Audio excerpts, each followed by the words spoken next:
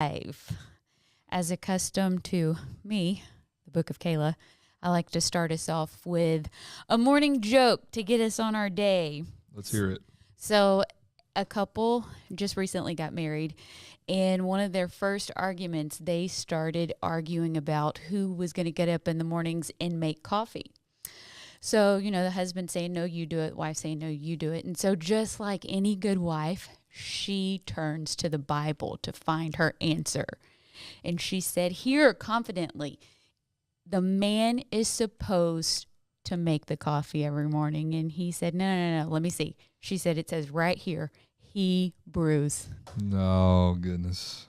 My, Welcome to Hope for the Soul, everybody. Kayla had 2 cups of coffee, she told us a moment ago, and she is she's hyped. Yes, I am. I'm ready to go. This is as good as it gets, guys. It's downhill from here. Hey, everybody, welcome to Hope for the Soul. We're glad that you've tuned in to this week's episode. I really hope you enjoyed last week's episode with Caleb Herring. If you have not listened, stop right now, go back and listen to last week's episode, and then come catch up with this one. But, man, last week was awesome, and we're excited because Brother Caleb Herring will be back next week with us on Hope for the Soul, and that's going to be a great episode. But, hey, if you're listening on Apple Podcast or Spotify, go ahead and subscribe, download, leave a review, leave a star, write a comment. We would greatly appreciate that. If you're watching on Facebook, thank you for watching. If you're watching this on conroechurch.live or YouTube, thank you so much for participating in this dialogue. We're glad that you've joined us and you've decided to go on this journey with us. We're having fun. Dad, you said something last week in closing that we were talking about sacrifice, and just it was a deep conversation with Brother Herring. And I think that any conversation that we have here is deep. Oh, yeah, they're all deep. Absolutely. So you said something, though, that was, when you said it, I was producing that week. By the way, we're glad Kayla's back and all her corny jokes. But you said something and it raised my eyebrows. And then afterwards, Brother Herring was like, "Oh my goodness, that we could have spent some time on that." And you said, if you think you're dying, rejoice because you're not dead. Because if you were dead, you couldn't feel the pain that you're feeling. That was a very, very powerful. That's not exactly what you said, but that's the gist. So let's talk about that. Well, the context of that, maybe the context of your misquote. There you go. It was simply we're talking about dying to our flesh and dying out. And my statement, I think, was if you feel like you're dying, then you're not dead yet, because dead people don't feel things. Yeah, that's right. And so I think when looking at today and beginning a discussion from that point, when you feel like that you're losing control, and then you decide that I don't want to lose control, so I'm going to fight for control. You get in this fight mode where you want to fight for this and fight for that, and if you're not careful in your business or your ministry or around your church or within your family, if you're not careful, you become this person that is fighting to survive, when in reality, instead of fighting for survival, you should find a way to yield to the death of what's going on. And I'm not talking about your physical death, but I'm talking about a spiritual death, where that you die to yourself, you die to your flesh, you die to your own will, you die to your angers. You just let that stuff go. And when I think on those terms, I have to consider some things that I've had to do in life, and then in reality, I've along the way I have had to decide which fight that I was going to fight. Yeah. And it's important that we decide: is this the mountain that I die on? Is this the fight that's worth? Am I going to expend the energy or the emotional energy or the emotional currency into fighting certain fights? And then, which brings me to a new reality that I've had to embrace, that I no longer choose to participate in small fights. And there are people who are going through life looking for a small fight, and for small fights are for small fighters. And so I've just chosen to decide in life that I'm not gonna fight small fights. If I have to fight, let's get the big fight. Let's fight the fights that matter. Let's fight the fights that are really going to affect our tomorrows. And so I begin to think along the lines of what are some of the fights that I no longer choose to fight in life. And of course, there's some fights. We talk about fight the good fight, hang in there, and keep swinging. We use these terms, and they're all good in their context. But there's some things that you just have to decide, I'm not fighting that battle. And one of those is just decide I'm not going to fight those that have gossiped about me. Yeah, that's practical. That's really good. I mean, if they need to gossip about me, then I'll accept the free rent room in their heads, but I'm not going to fight that fight. I've just decided that's a small fight, and that one's not worth it. I don't want to fight with my family. I don't want to fight with your family. I don't want to fight with in-laws. I'm not even going to fight with Kayla. And when she takes the camera off of us and hogs all of the camera time, yeah. I'm not gonna fight camera. I don't want to fight with my neighbors. I don't want to fight with a friend or an ex-friend, or I don't want to fight with my brothers within the ministry. I've just choose. I'm not going to fight other men because to me those are small fights. Those are fights that it's too much energy just to be. Life is too important. There's too much valuable things that need to happen. So I've decided I was going to stop fighting people, but didn't stop there, because then I have to decide, what am I going to fight for? I don't want to fight for I don't want to fight for the attention of others. I don't want to fight for my piece of the pie. Mm-hmm. I don't want to be a political fighter. I don't want to be an agenda fighter. I decided along the way that I don't want to fight for the approval of people. That's powerful. There's freedom in that. Absolutely. And it's one thing to say you don't care about what people think. That's a neat concept, and I don't think anybody ever really comes to the place that they don't care what people think, because we need to be careful and guard our reputations and guard our name and guard our integrity. But beyond that point of just maintaining yourself and your integrity and your honor, beyond that, if you're living right and you have integrity and honor in your life, you can't spend undue emotional energy trying to make somebody who's predisposed to not like you anyway, and what they're saying about you and what they're thinking about you, it's probably saying more about them than it is about you or me. And so I can't change that. And so why fight them, or why seek their approval? I've decided that what's the use of fighting to arrive up to the level of expectations that other people have? I mean, that's a fight that you will go in circles the rest of your life if you are bothered or controlled by what others expect of you.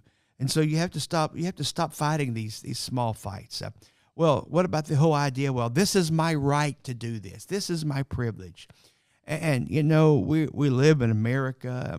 Bless God, we're red-blooded Americans, and we've got these civil liberties. We've got these rights, and absolutely thank God for them.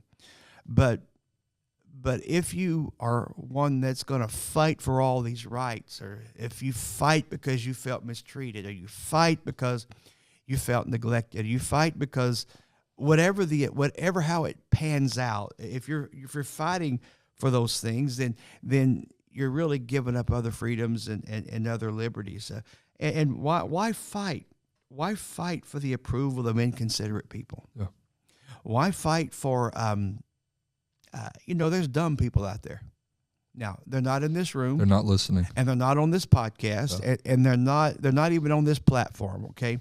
But there's dumb people out there. And I found myself trying to be drawn into fight with something like that before. It's kind of like if you want to get in the mud and wrestle with a pig. Wrestle. That's a Wrestle. Wrestling. That's a good. If you're gonna wrestle with that pig, you're not gonna win the fight. And you know what? The pig's gonna love it because he's in his element. He's finally got company. He's happy. I've drugged somebody down. What's the Proverbs say about? The Proverbs say about don't argue with a fool because you'll become like him. And so if you choose to fight with some things, fight some battles, and fight with some people, you're going to become more like them. You're not going to change their minds. Just how many social media battles have you watched where people cross swords and everybody goes off when they log off and that argument's over on social media? Both guys in that fight are telling their friends, well, I told him this. Oh, I got him. I got him this. I said this. Let me just tell you something, a little social media warrior Keyboard commandos. intrigue, you keyboard commandos. If ever in life you have a fight or an argument and you got the last word in, you lost the fight, my friend. Yeah. You lost it. Even if you were right on principle, you lost. Let it lost. go.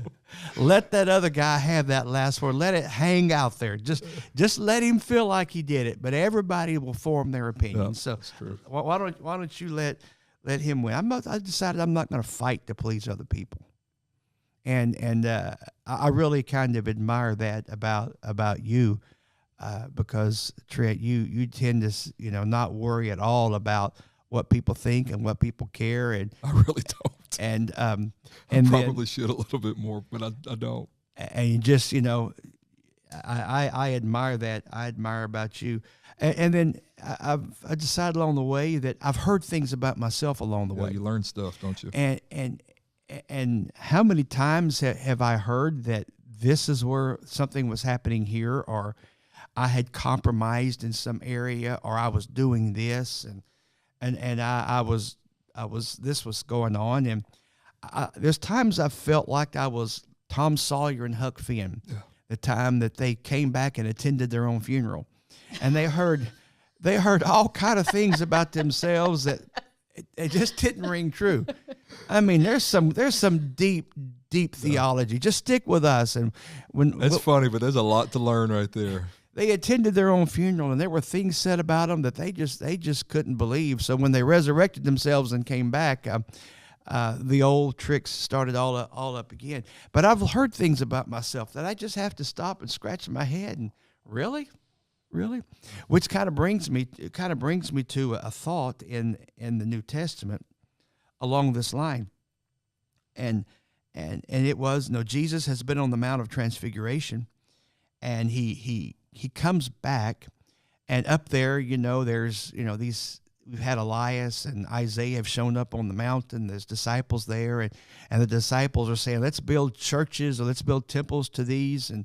And the Lord has to tell them, we're not doing that. And when we go down this mountain, you're not going to talk about this. And they come down the mountain. They've been in this incredibly deep spiritual visitation. And when he comes off the mountain, there's this dad runs up to him that's got a demon-possessed son. And the dad runs up to the Lord and says, Lord, I went to your disciples. They can't help me, but I've got my son is full of the devil. He's trying to self-destruct. I mean, he throws himself in the water, tries to drown, throws himself in the fire, trying to kill himself. And he's doing all this crazy stuff, and your disciples couldn't help me. And so there's this discussion that takes place, and eventually the Lord speaks to the spirits, the evil spirits in that boy, and tells those demons to come out of him, and they do come out. And then the next verse of Scripture in that story is become life transformational for me, because if you go read the story and about Mark chapter 9, and the Lord speaks to the spirits in the boy, and the demons come out, and then the Bible tells us that the young boy, the teenager, he falls on the ground as if he was dead, and he's laying there as if he was dead, and then that next phrase That next phrase says, and the people said, he is dead. Mm-hmm. That has intrigued me because I have been in that same position as that boy has been. I mean, here is a young man that has been filled with the devil. He's just got delivered.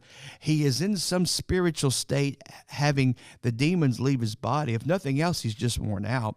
And he's laying there asleep, passed out, or whatever. And the demons are gone. The miracle has taken place. He is an unfolding miracle. I mean, here he is. The demons are gone, and he's going to get up and no longer be tormented by that. He's laying on the ground.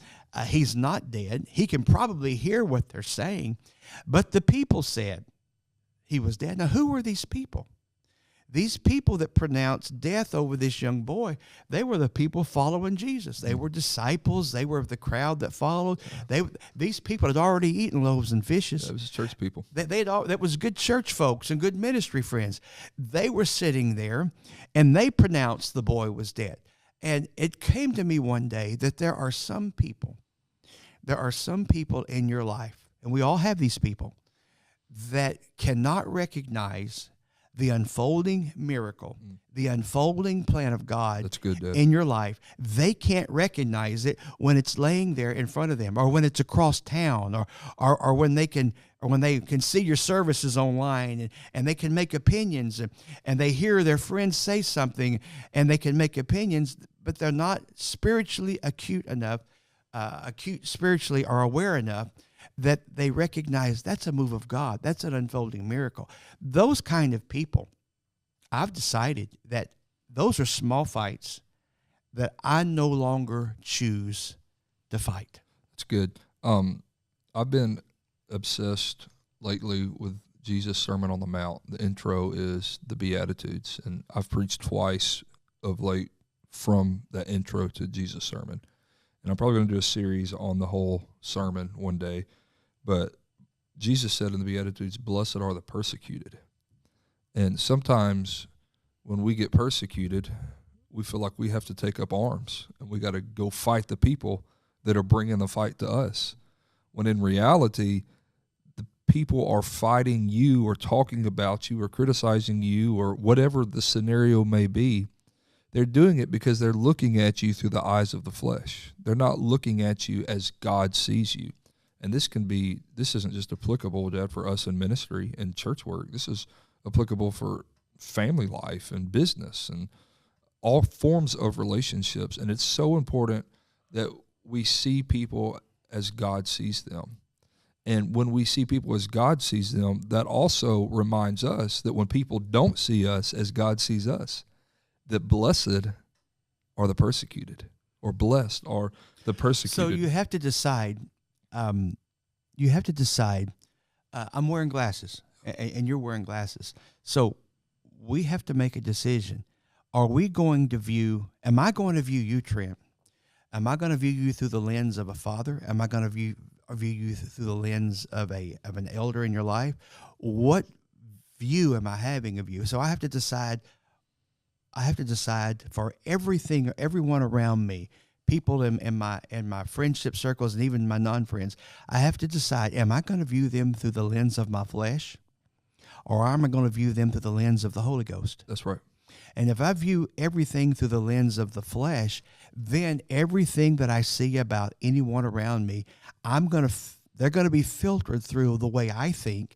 They're going to be filtered through the way that I would react. And so if I view you through the lens of the flesh, my opinion of you is going to simply be filtered on what my response would be in this situation. And likewise, when I view you back in return because of how you viewed me, I lose the blessing that comes with insults and persecution. Absolutely. I remove the favor of God off of my life.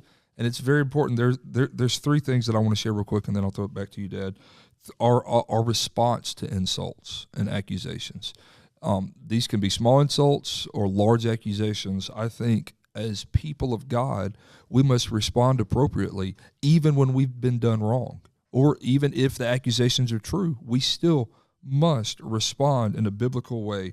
Number one, we must choose to overlook offense. Offense will steal your joy. An offended spirit will cause you to get bitter. Bitterness will cause you to lose your health. Bitterness will cause you to lose your friends. Bitterness will suck the joy out of your life. Proverbs says this: hatred stirs up strife, but love covers all sin. This isn't covering sin like to let's pull the rug over wrongdoing. No, what this is, or I guess let me read this other translation. It says, love overlooks the wrong that others do. It's not covering up. It's not hiding sin. Love looks past their wrong behavior, and it imagines. It lets me see the pain in your life. So, Dad, if you and I have a conflict and you come at me and I'm right for once and you're wrong for once, because most of the time it's the other way around, but I'm right and you come at me wrongfully, but I retaliate wrong, I'm exposing hurt and bitterness in my own life. Absolutely. Versus if I love you, what I'm seeing in you is the hurt in your own life. And your accusations and your insults towards me and your problems with me, I can turn around and help you overcome that by showing you the love of God. Now, you might not receive it, but what you have done is you have revealed something to me.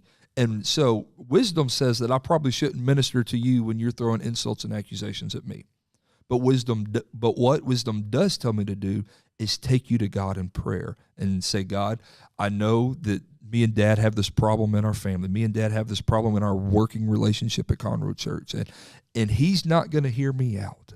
But you can go to where he is right now, and you can heal his heart. You can take away whatever the issue might be. Choose to overlook offense. When you do me wrong, it's not right for me to do you wrong in return. It's right for me to overlook and grow past the offense that my flesh may feel. Go ahead. You mentioned our working relationship, and this is a question that we get all the time. All the time. How does this work? How do y'all get along, and how do y'all seem to have this incredible flow together? And we've come to understand that we are very different men. We're generationally different. And we have some thinkings that are different. We have different opinions. Absolutely. But then we also have come to the place where we have a mutual respect for each other. And we understand the perspectives are different, but we highly hold in respect. And a lot of times, if we were allowing ego to drive us or hanging on to our point of view, there would be division here. But instead, we have to work these things out. And the times that we might have bumped heads a little bit, a few hours later, we have to say, we maybe let our emotions cool, and then we navigate through, and then what people see is a unified front. Yeah, that's exactly where I was going. Is people confuse unity and conformity. They are not the same.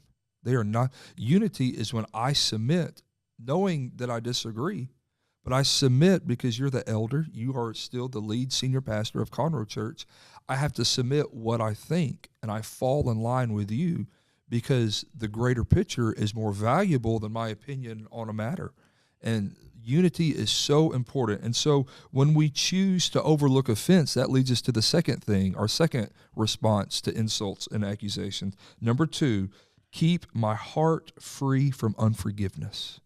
When I choose to overlook offense, when I choose to live above offense, what follows offense? Bitterness, problems, a lack of forgiveness. So when I live above an offended spirit, knowing that Scripture tells me offenses are going to come in life, but when I deal with them appropriately and I hand those back to God and I love you through it and you love me through it, what that does in our life is it causes us to live above unforgiveness. Some of you today who are watching, I don't want to get all up in your business, but I'm going to get all up in your business. You need to forgive the person who did you wrong. Maybe you are right. Maybe they are wrong. Forgive them, because if you don't forgive them, bitterness will sweep in. This is what Colossians says about unforgiveness.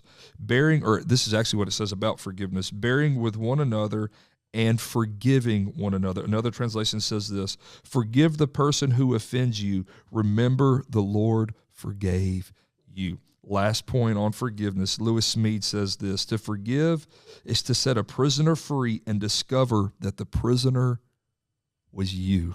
Oh my. That's powerful stuff. That we have to choose the fights that we're going to fight. I'm going to share this personal thing. We're building a new house, and I was in a discussion with someone recently who was doing some work on the house, and it came to me suddenly that during the course of building this house, I have had several young ministers come through as contractors or as service providers. That's crazy. And when in this conversation, it dawned on me that I've had several come through who at one time were credentialed with the United Pentecostal Church. Yeah. Now they're not, for whatever life reasons. And I've heard myself in each of these occasions telling these guys that, hey, guard your heart. Whatever happened, guard your heart. Don't let this get in your spirit. Overcome this. Be bigger than this. Don't fight this fight, and let God fight this battle for you.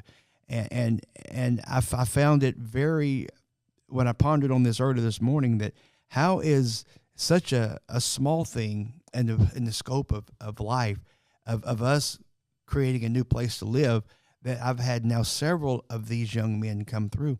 And maybe, just maybe, there's a message here for somebody to accept and to receive, that don't fight the little battles.